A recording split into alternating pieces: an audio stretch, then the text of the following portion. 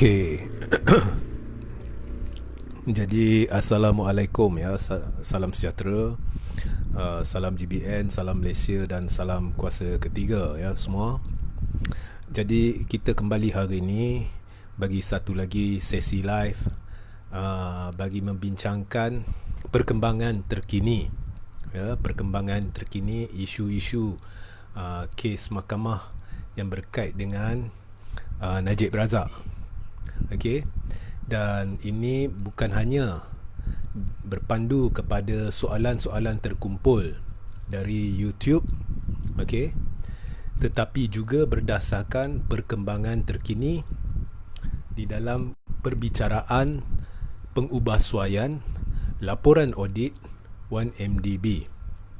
Jadi itulah topik perbincangan kita hari ini, berita buruk buat Najib Razak. Okey. Dan berdasarkan soalan-soalan terkumpul, ramai ada bertanya bermacam-macam berhubung dengan kes 1MDB dan perbicaraan yang sedang berjalan di mahkamah US. Jadi itulah tujuan saya membuat live, untuk membincangkan soalan-soalan ini dan memberi jawapan-jawapan setakat mana yang saya mampu. Baik, kita mulakan ya.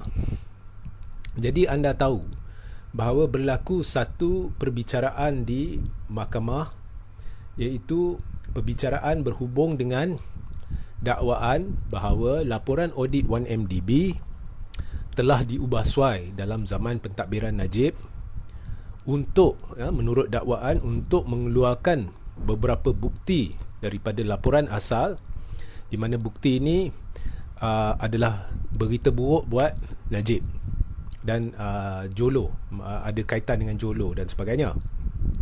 Jadi hari ini saya nak baca satu perkembangan di dalam mahkamah berhubung dengan kes tersebut. Okey. Dan bagi mereka yang selalu bertanya suara saya tidak jelas dan sebagainya, saya rasa mic saya dah okey, dia ada masalah kat sini dan saya boleh buat setakat mana yang terdaya ya. So ada masalah sedikit dengan mic saya, tapi saya rasa sudah okey lah suara saya. Jadi Madinah Muhammad yang merupakan Ketua Audit Negara sekarang telah memberi keterangan bahawa dia terkejut apabila mendapat arahan untuk meminda laporan, dia terkejut apabila mendapati terdapat arahan untuk meminda laporan audit asal berkenaan dengan 1MDB. Okey. Bekas Ketua Audit Negara itu juga memberitahu Mahkamah Tinggi Kuala Lumpur bahawa dia terkejut bahawa terdapat perintah untuk memusnahkan salinan asal laporan audit itu. Maknanya ada dua laporan audit. Satu yang asal, kemudian satu yang diubah suai, di mana perkara-perkara tertentu telah dibuang. Okey. Dan dia, Madinah, telah diminta untuk memusnahkan laporan audit asal. Jadi isunya di sini, apabila peguam, saya bacakan terus ya, apabila peguam Najib bertanya, adakah Syafi'i Abdullah ya, adakah anda fikir kesalahan telah dilakukan? Madinah kata ya. Jadi Syafi'i atau peguam Najib bertanya, salah dari segi jenayah, seorang membetulkan laporan perbuatan itu jenayah? Dia cuba timbulkan persepsi bahawa mungkin ada pembetulan yang perlu dilakukan dan adakah itu salah?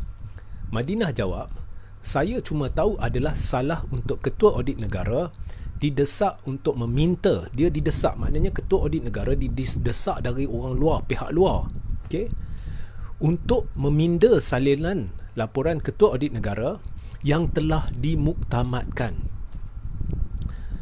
dan kemudian diarahkan untuk memusnahkan laporan awal.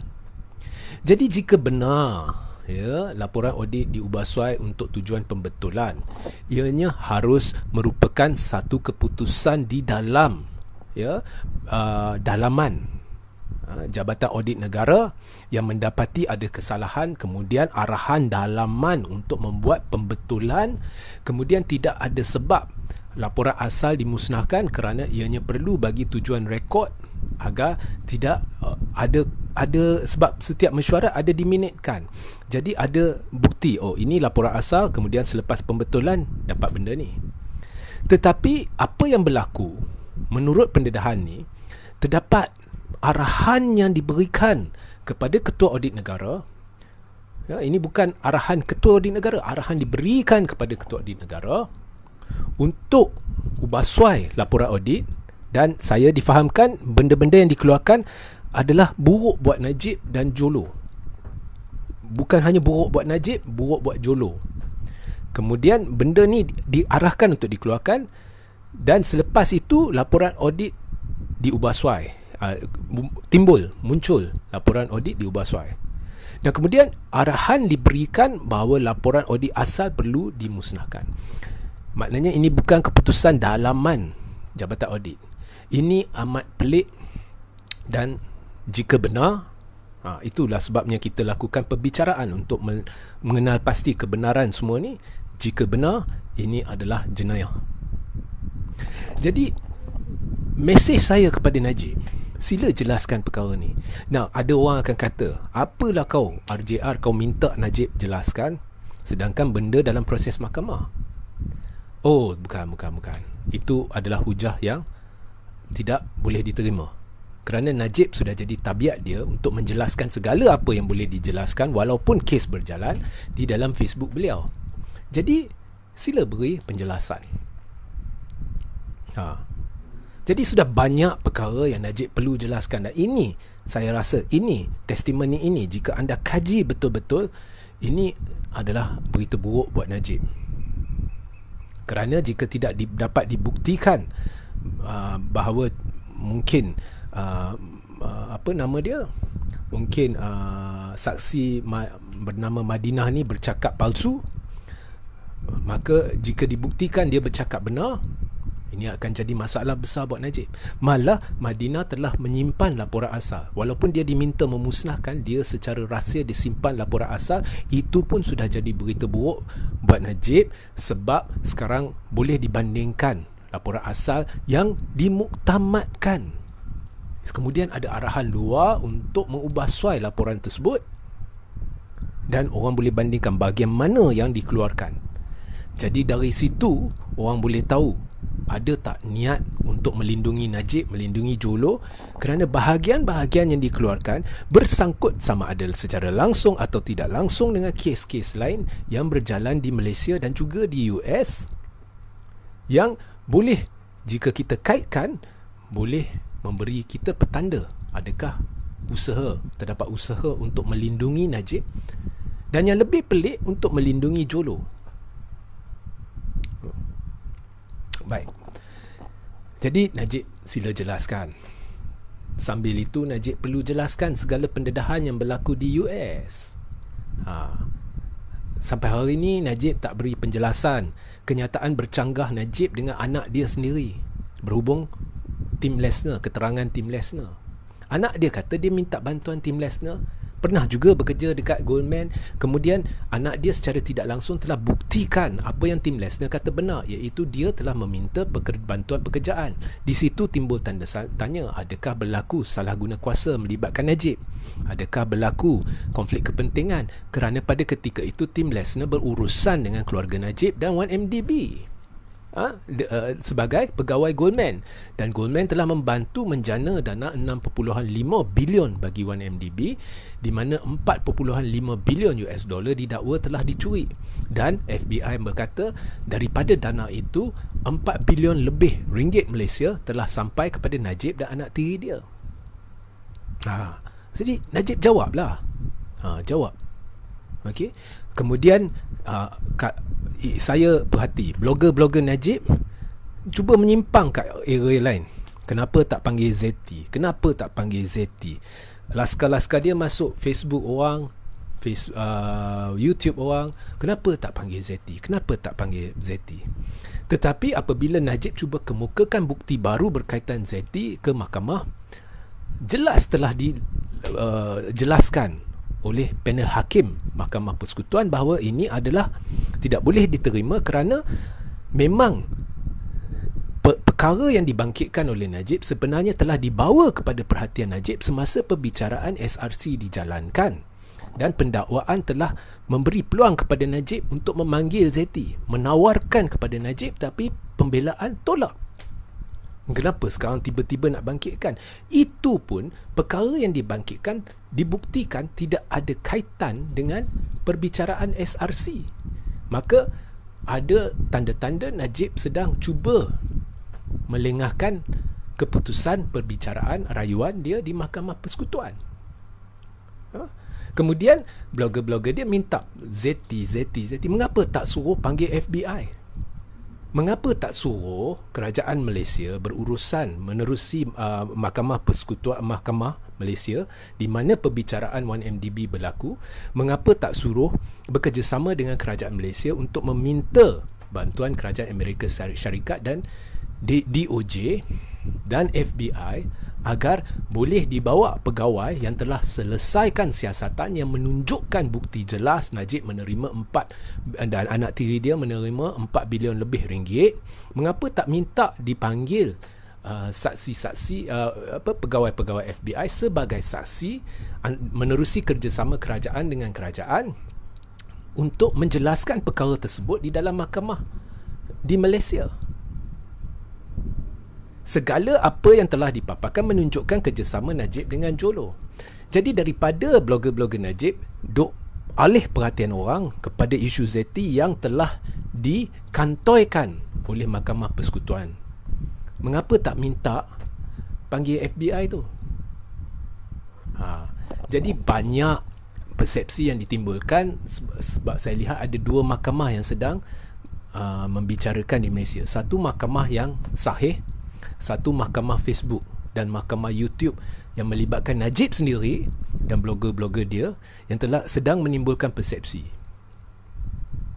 Mengapa Najib tak sentuh secara spesifik kenyataan Tim Lesner bahawasanya ada arahan bahawa dia memberikan pekerjaan kepada permintaan agar dia memberikan pekerjaan kepada 3 anak dia sebagai syarat untuk kerjasama satu perniagaan lumayan melibatkan OMDB. Mengapa Najib cuba alih perhatian? Dia bincang anak dia tidak pernah bekerja kat Goldman ke, pernah bekerja ke, itu kita tidak ingin tahu sentuh benar atau tidak. Sebab menurut Tim Lesner lagi, dia diberi tekanan oleh Jolo sejak 2009 lagi untuk beri pekerjaan kepada 3 anak Najib dan juga untuk menderma kepada bakti yang dikepalai oleh Rosmah. Maknanya dari 2009 lagi bila Najib jadi Perdana Menteri, cadangan ditimbulkan bahawa ada hubungan akrab, ada hubungan antara Jolo dengan keluarga Najib. Kemudian dalam majlis anugerah pelakon terbaik Golden Globes, pelakon Leonardo DiCaprio depan-depan semua orang mengucapkan terima kasih kepada anak tiri Najib dan Jolo kerana mengambil risiko dalam penerbitan filem tersebut, The Wolf of Wall Street, yang diterbitkan oleh syarikat penerbitan anak tiri Najib yang telah ditubuhkan dengan bantuan Jolo. Jadi semua bukti-bukti ni atau testimoni-testimoni ni menandakan, bukannya saya nak buat perbicaraan di sini, bukannya saya nak buat keputusan di sini, tetapi memberi tanda bahawa segala bukti menunjukkan ada hubungan rapat Najib Jolo dari awal lagi, dari 2009 Najib menjadi Perdana Menteri. Jawablah. Sambil itu Najib boleh jawab dakwaan adik dia sendiri dalam buku yang mengatakan PMO pada masa Najib masih Perdana Menteri menipu, bahawasanya dana lumayan yang dibelanjakan oleh Rosmah di luar negara itu adalah legasi peninggalan Tun Razak. Jawablah anak adik sendiri. Suruh blogger Najib jawab. Ya. Inilah yang kita nak. Bukannya spin-spin pasal Zeti lah, apalah. Jawab benda ni. Bila pihak Najib sendiri dah tolak Zeti sebagai saksi dulu, tak usah cerita Zeti lagi. Kita tak mahu tahu berkenaan kes Najib. Kes Zeti. Zeti bukan dilantik oleh Tun sebagai Gubernur Bank Negara. Najib, blogger Najib perlu jelaskan siapa yang lantik Zeti sebagai Governor Pihak Negara. Jangan spin kat media.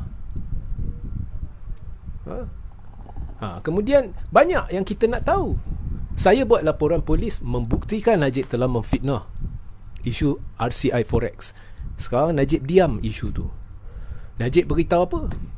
Isu RCI Forex tu, laporan polis dibuat, kemudian dijadikan NFA oleh kerajaan Pakatan Harapan bawah Tun Mahathir. Itu fitnah langsung. Saya terus pergi buat laporan polis. Sebab, saya ulang ya, orang yang buat laporan polis adalah orang yang dilantik ke RCI Forex bawah zaman Najib. Dia yang buat laporan polis, kemudian dia sendiri yang tarik, bukan kerajaan Pakatan Harapan. Barangkali dia tarik, mungkin dia rasakan ada sesuatu tak kena, dia tak boleh buktikan apa-apa, dia tarik, menyebabkan polis mengklasifikasikan kes sebagai NFA. Jadi Najib menipu. Dia cuba kaitkan dengan Tun Wahal, orang yang dilantik bawah pentadbiran dia sendiri, yang buat laporan sendiri yang tarik. Cuba Najib jelaskan. Kenyataan Presiden Dewan Perniagaan Cina Pulau Pinang yang berkata, yang mewakili seluruh kaum Cina di Pulau Pinang, berkata Cina tak mengalu-alukan Najib.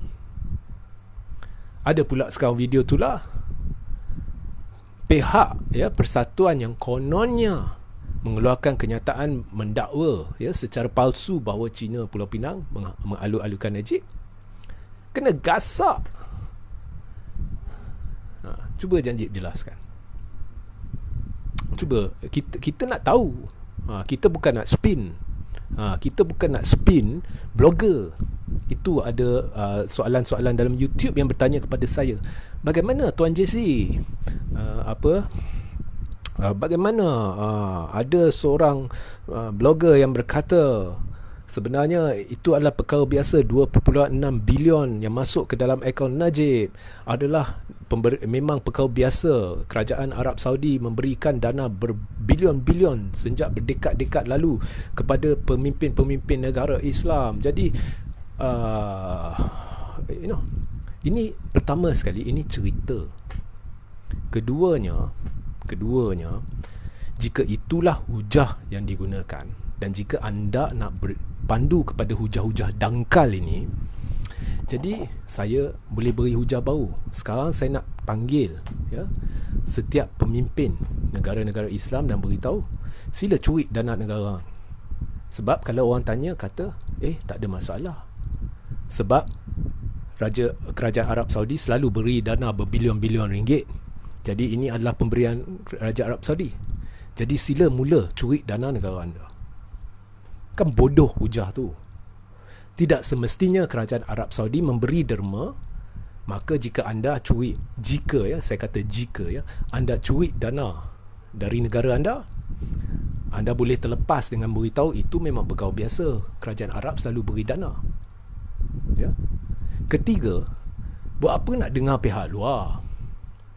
Ini keluar dari mulut Najib sendiri. Sebelum pilihan raya dia kata dana dia dan orang-orang dia sah. Ini derma Arab Saudi, Raja Arab Saudi, sah. Selepas PRU 14, bila BN dah kalah depan Al Jazeera dalam temu ramah, Najib ubah. Ini dia anggap derma Raja Arab Saudi. Nak cerita apa lagi? Nak dengar, buat apa nak dengar blogger? Buat apa nak dengar sini? Buat apa nak dengar sana? Dengarlah Najib. Dalam mahkamah pun mengaku.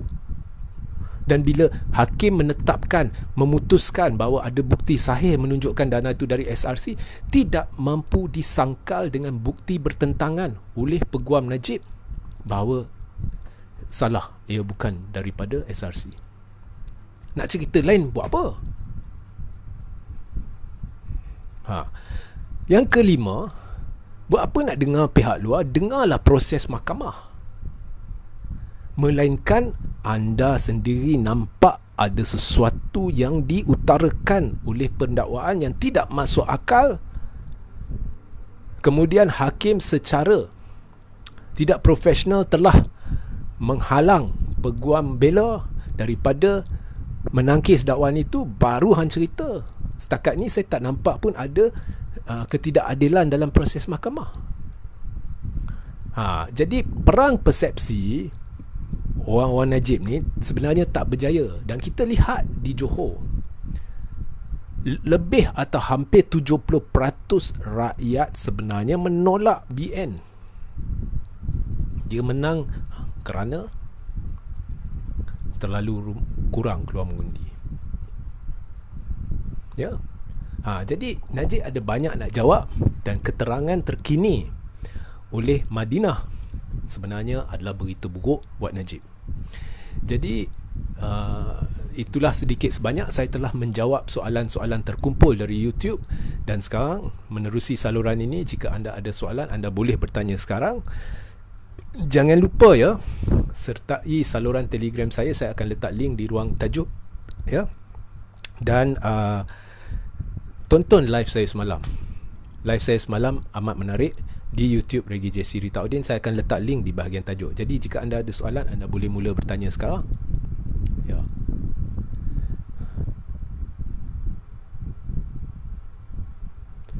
Raja Zainal Raja Muhammad. PM Najib, Menteri Kewangan Najib, pinjaman Najib yang lulus, bentuk kuasa Najib ke Najib berkoloni, Najib yang malu apa bosku, yang malu rakyat. Betul. Kita sekarang menanggung hutang 1MDB sehingga 2039. Siapa yang tanggung? Kau dengan saya yang tanggung. Ya. Dalam keadaan kita menderita sekarang, kita tanggung hutang ini. Ini pendek kata lah. Pendek kata, mudah, tak payah nak hujah sana hujah sini. Pendek kata, kita tanggung kesalahan Najib. Kita tanggung.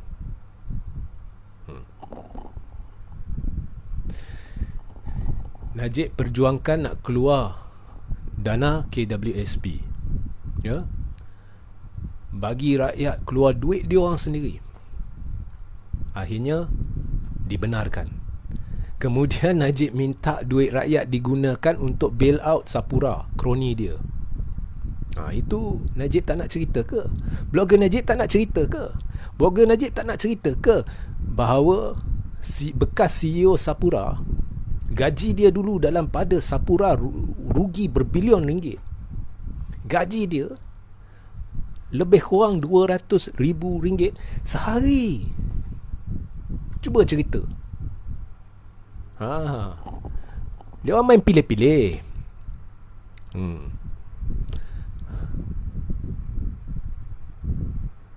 Betul ke Najib pernah sepak dengan Rosmah seperti mana Will Smith sepak Chris Rock? Tak tahu.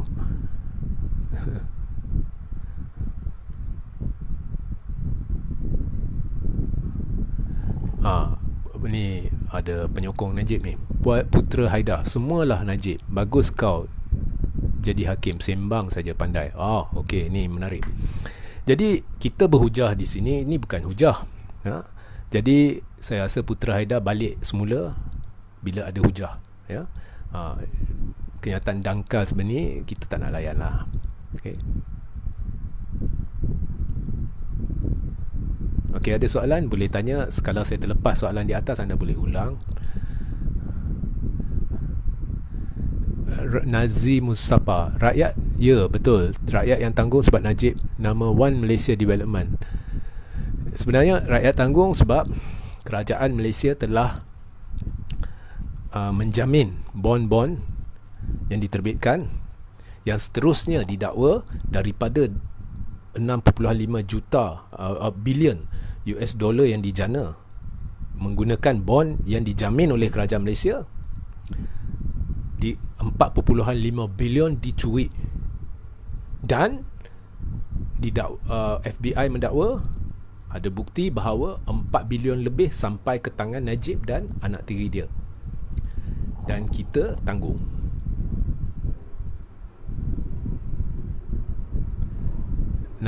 Tengku Ahmad Sazali, Najib dan laskar blogger dia duk main political denial dan spin factor di luar mahkamah. Betul. Betul. Saya telah lihat banyak elemen hina mahkamah. Banyak saya dah lihat. Okey. Fazil Rokan Utara Fazil, Segala transaksi kewangan yang berjumlah besar pastinya wajib melalui Bank Negara Malaysia. Dalam isu tersebut, apakah Bank Negara tidak memainkan peranan? Okey, dia ada dua isu tau. Satu ialah Bank Negara, satu lagi ialah Najib curi dana. Jadi jangan campur isu itu.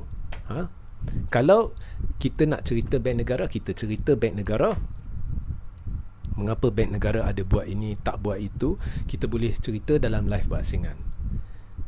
Tapi pokoknya, siapa yang terima duit itu dan siapa yang mengaku bahawa sebenarnya secara tidak langsung dia mengaku bahawa sebenarnya dia telah menipu sebelum pilihan raya dengan mendakwa ini adalah derma Raja Arab Saudi.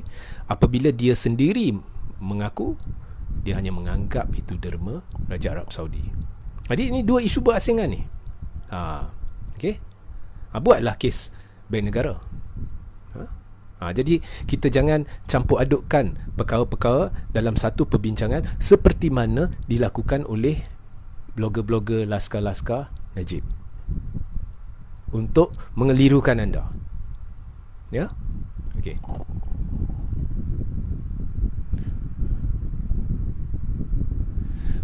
Ini menarik, Tun Perak. Bukan ke SPRM sekarang yang mengesahkan dulu ada seorang, dan kalau anda baca sebenarnya dia dalam dia sebenarnya ada satu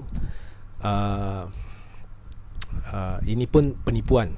Ada satu kertas siasatan terhadap Najib Razak yang disediakan oleh bekas Ketua Pesuruhjaya SPRM Syukri Abdul pada 2015. Masa tu Syukri belum lagi Ketua Pesuruhjaya SPRM. Okay, dengar baik-baik.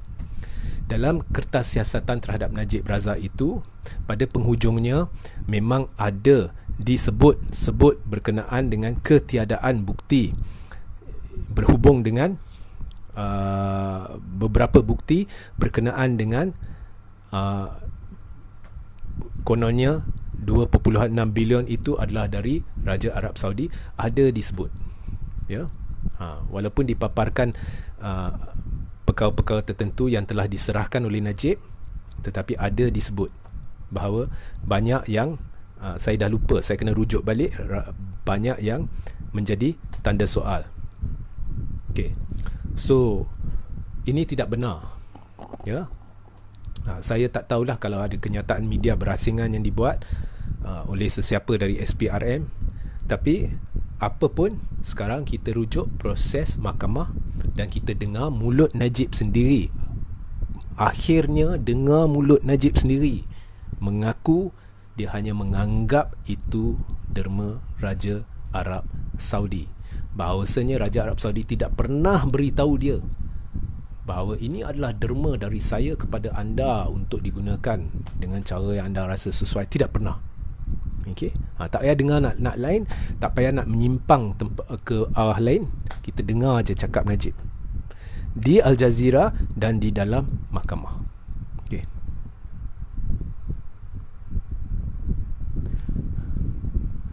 Okey, saya ambil satu dua lagi. Zaki Ciros. Kesimpulannya, negara Malaysia koyak rabak seperti sekarang kerana Najib dan NBB. Betul.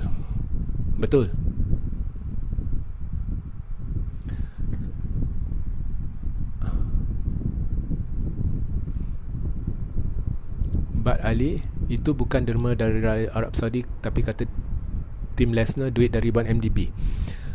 Okey. Yang pasti mahkamah sendiri di sini, mahkamah tinggi 1 hakim, mahkamah rayuan 3 hakim dah sahkan bahawa ini cerita dongeng yang direka. Ya. Okey. Khalid Al-Walid, aku sendiri nak pinjam duit daripada HRH Prince Al-Walid bin Talal daripada Kingdom, dia pun tak dapat. Rakyat kena bayar hutang, betul? Okey.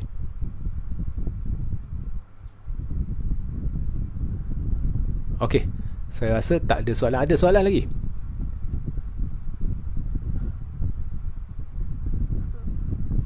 Kalau kau baca kan Laskar-laskar ni, Najib ni, sebenarnya dia tak ada hujah, tak ada fakta. Kerja dia orang maki hamun, ya, hina tun, dan itu je. Tak cerdik.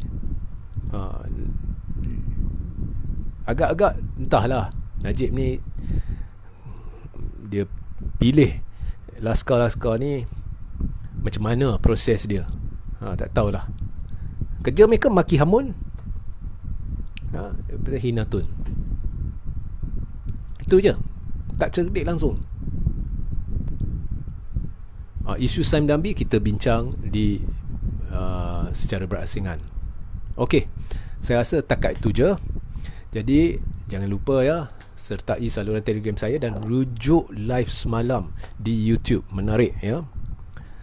Tajuk dia Rakyat Mahu Jawapan. Jadi saya akan letak link kepada YouTube itu di atas, dan juga artikel berkaitan di atas, termasuk ya ura-ura Melaka bergolak lagi. Jadi sehingga kita berjumpa di lain masa. Assalamualaikum, salam sejahtera, salam GBN, salam Malaysia dan salam kuasa ketiga.